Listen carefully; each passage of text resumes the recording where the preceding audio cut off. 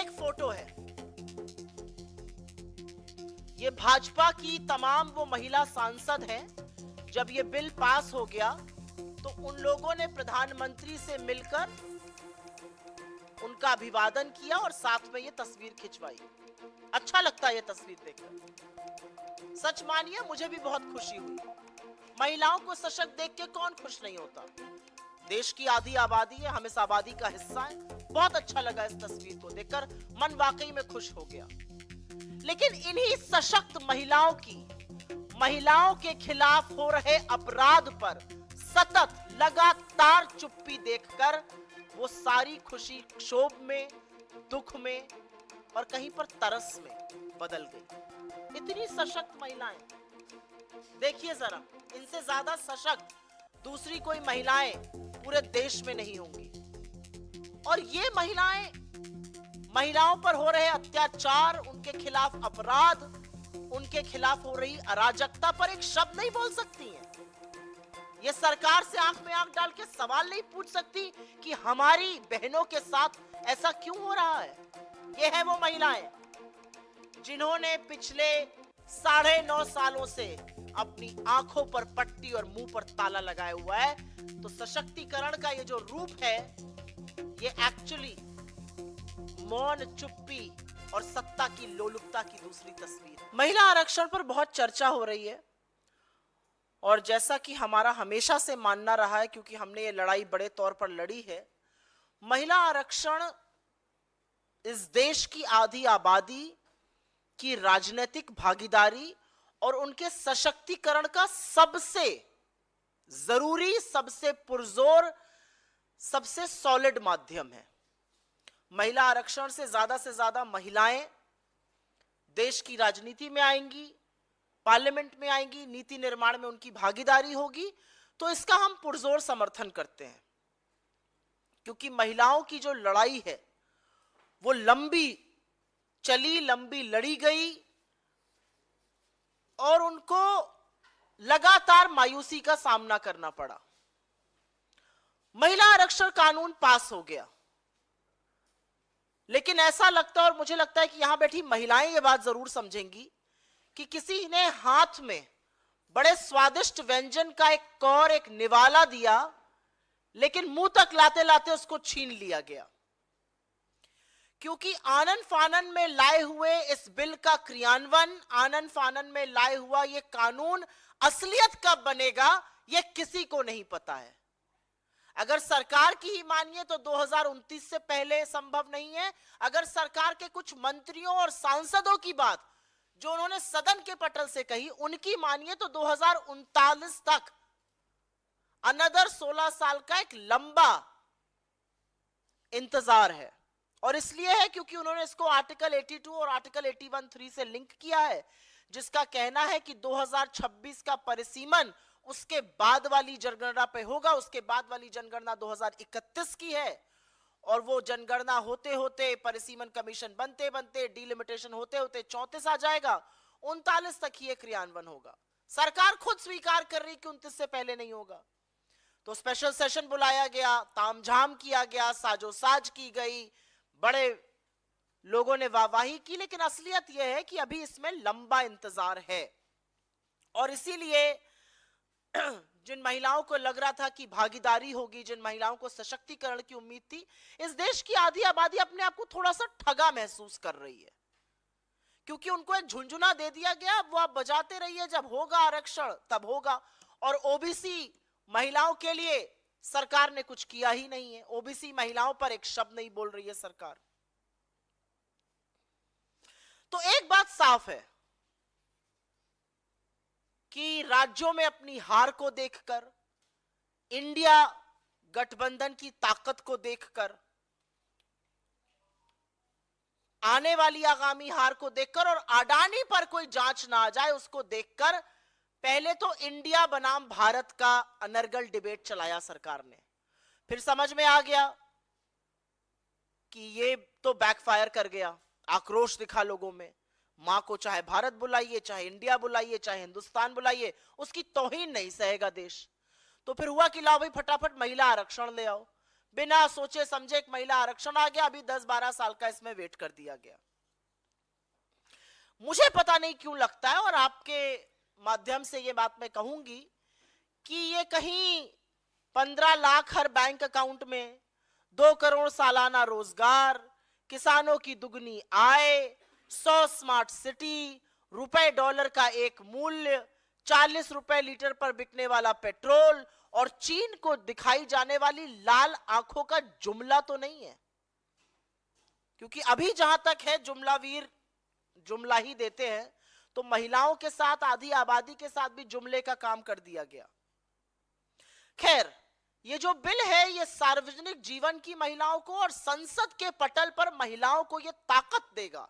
ये जब भी आएगा, जब भी क्रियान्वित होगा, ये ताकत जरूर देगा कि वो महिलाओं के सशक्तिकरण की, जो चुनी हुई सांसद हैं, महिलाओं के सशक्तिकरण की, उनकी सुरक्षा की और उनके खिलाफ हो रहे अपराध पर बेखौफ होकर, बेबाक होकर बोलेंगी और न्याय की उम्मीद और गुहार लगाएंगी। मेरी आशा है कि जब ये बिल क्रियान्वित हो जाएगा, जब महिलाएं नए सांसद बन के आएंगी, तो वो एक नजीर पेश करेंगी। वो देश को और दुनिया को दिखाएंगी कि महिला सांसद बनकर वो अपनी जिम्मेदारी को पूरा कर रही हैं। वो महिलाओं के सम्मान के लिए, उनकी सुरक्षा के लिए, उनके हक की लड़ाई लड़ेंगी। ये एक फोटो है, ये भाजपा की तमाम वो महिला सांसद हैं। जब ये बिल पास हो गया तो उन लोगों ने प्रधानमंत्री से मिलकर उनका अभिवादन किया और साथ में ये तस्वीर खिंचवाई। अच्छा लगता है ये तस्वीर देखकर, सच मानिए मुझे भी बहुत खुशी हुई। महिलाओं को सशक्त देख के कौन खुश नहीं होता। देश की आधी आबादी है, हम इस आबादी का हिस्सा है। बहुत अच्छा लगा इस तस्वीर को देखकर, मन वाकई में खुश हो गया। लेकिन इन्हीं सशक्त महिलाओं के खिलाफ हो रहे अपराध पर सतत लगातार चुप्पी देखकर वो सारी खुशी क्षोभ में, दुख में और कहीं पर तरस में बदल गई। इतनी सशक्त महिलाएं, देखिए जरा, इनसे ज्यादा सशक्त दूसरी कोई महिलाएं पूरे देश में नहीं होंगी। और ये महिलाओं पर हो रहे अत्याचार, उनके खिलाफ अपराध, उनके खिलाफ हो रही अराजकता पर एक शब्द नहीं बोल सकती हैं। ये सरकार से आंख में आंख डाल के सवाल नहीं पूछ सकती कि हमारी बहनों के साथ ऐसा क्यों हो रहा है। ये है वो महिलाएं जिन्होंने पिछले 9.5 सालों से अपनी आंखों पर पट्टी और मुंह पर ताला लगाया हुआ है। तो सशक्तिकरण का ये जो रूप है, ये एक्चुअली मौन, चुप्पी और सत्ता की लोलुपता की दूसरी तस्वीर है। मैं आशा करती हूं कि इस कानून के बनने के बाद जो महिला सांसद, जो महिला नेत्रियां सदन में आएंगी, वो 2018 में जब कठुआ में एक 8 साल की बच्ची को नशे की दवाई देकर 1 हफ्ते तक उसका सामूहिक बलात्कार करके उसकी हत्या हो जाती है, और उसके बाद भाजपा के लोग आरोपियों के साथ खड़े नजर आते हैं, उस पर अपनी चुप्पी जरूर तोड़ेंगी। वो नई महिला सांसद इन महिला सांसदों की तरह चुप नहीं रहेंगी, वो न्याय की मांग करेंगी कठुआ की उस 8 साल की बच्ची को लेकर।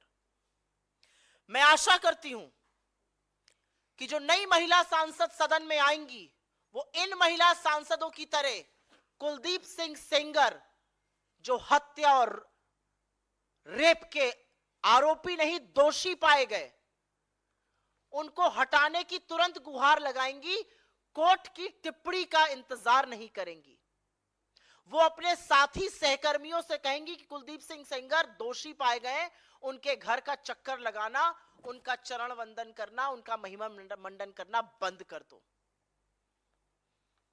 वो आशा करेंगी कि जिस बच्ची के पिता, उनके चाचा, उनकी मौसियों की ट्रक दुर्घटना में हत्या हो जाती है, वो कैसे हो जाती है।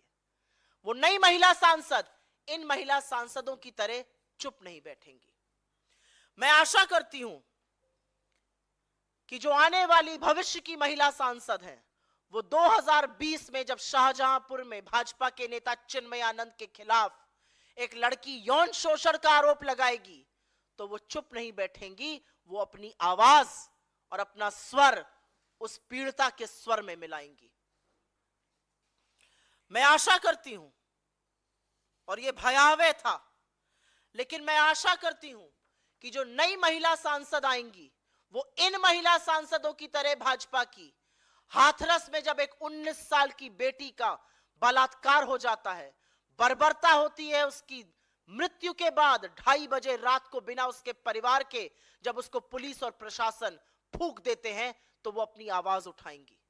वो कहेंगी अपनी सरकार से कि आप पीड़िता का चरित्र हनन मत कीजिए।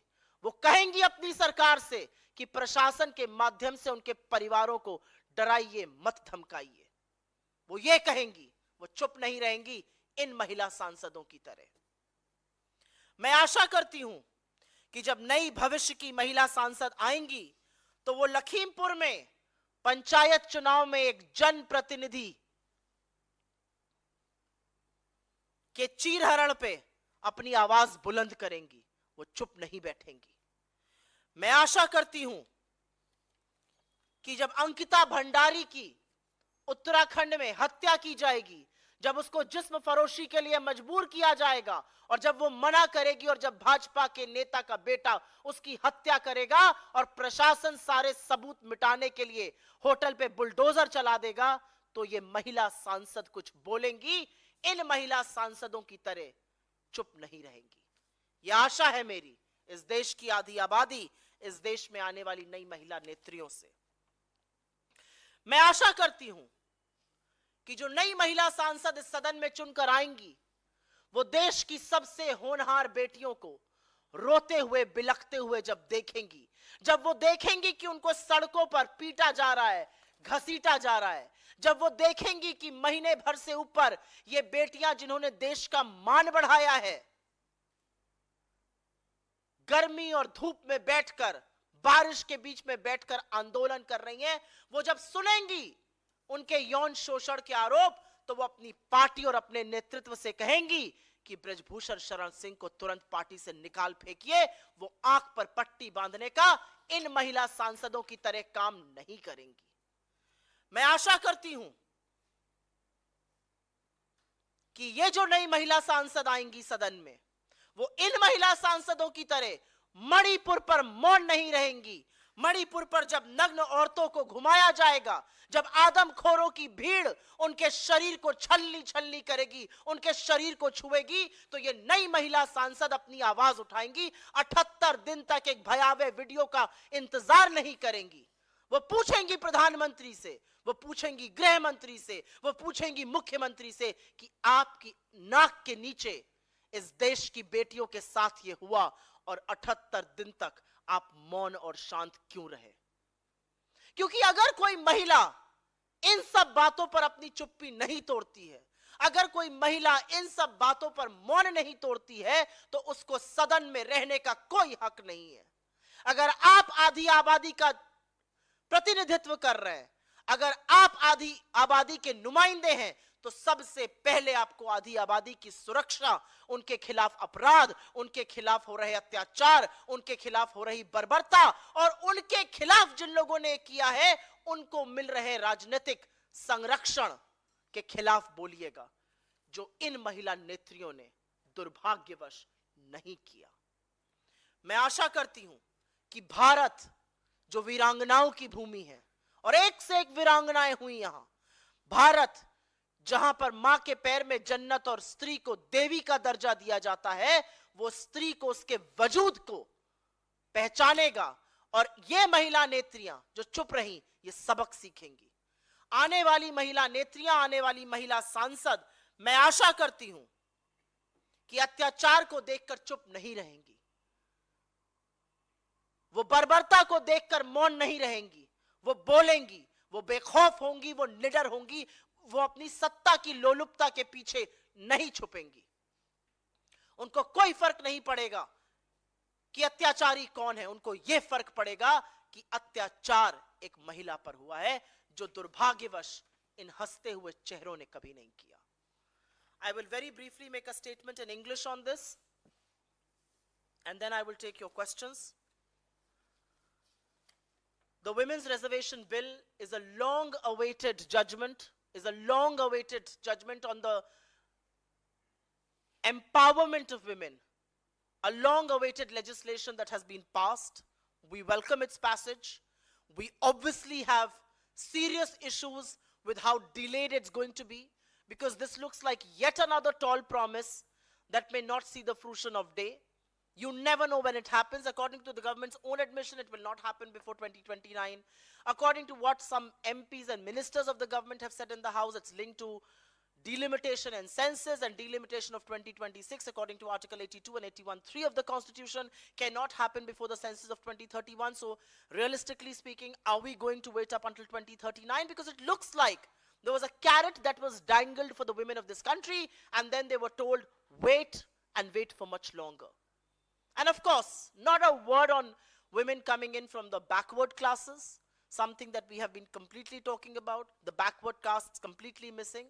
But what is missing most, and I want to say here, when a woman gets elected to parliament, and parliament is our highest decision-making body, when a woman gets elected to parliament, each one of us expects her to speak against injustice meted out to other women, to speak against gruesome crime that happens to other women, to speak for fairness for other women, to speak for equality, to speak for justice, and most of all, to speak for women to be empowered. I saw a picture. It's a beautiful picture, actually. It's a picture of BJP's women MPs. They all thronged around Mr. Modi, congratulating him after the Women's Reservation Bill was passed. It's a picture that makes all of us happy. I was very happy to see this picture. But the moment I thought about how each one of these women, not one, not two, but each one of these smiling faces have kept conspicuously quiet each time a gruesome crime has happened against some woman or the other across the country, it hangs my head in shame.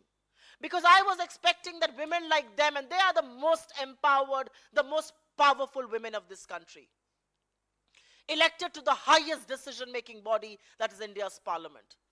They kept quiet each time incidents of crime happened to women across the country. And so I expect that new members of parliament, new women who will be elected to our legislatures, are not going to keep quiet when an 8-year-old is going to be drugged, brutally raped, and murdered in Kathua. She is not going to stand up for those who are perpetrators of this crime. She is going to ask for justice, unlike what these women did. I do hope that the new MPs, who are women who get elected, are not going to keep quiet when Kuldeep Sengar is found guilty, not charged, but guilty of rape and murder. They are not going to keep quiet when a 19-year-old level serious charges, her father, her uncle, her aunts die in the process. They are not going to wait for the High Court to give its observations, and only then will law enforcement move against Kuldeep Singh Sengar. I do hope they will not keep quiet, unlike these women, when sexual exploitation charges are leveled against Chinmay Anand in Shahjahanpur. I hope they will not keep quiet when elected representatives are disrobed and their clothes are torn in Lakhimpur, unlike these women who did not say a word. I do hope they will not keep quiet when Ankita Bhandari is forced for sexual exploitation, and when she refuses, she's murdered brutally. And to ensure there is no proof that will trace it back to the BJP leader, the entire hotel is bulldozed. I hope they will ask for justice, because these women in our legislatures have not done that. I do hope that the new women MPs are not going to keep quiet when they see India's most decorated athletes being dragged on roads. They have brought us maximum glory.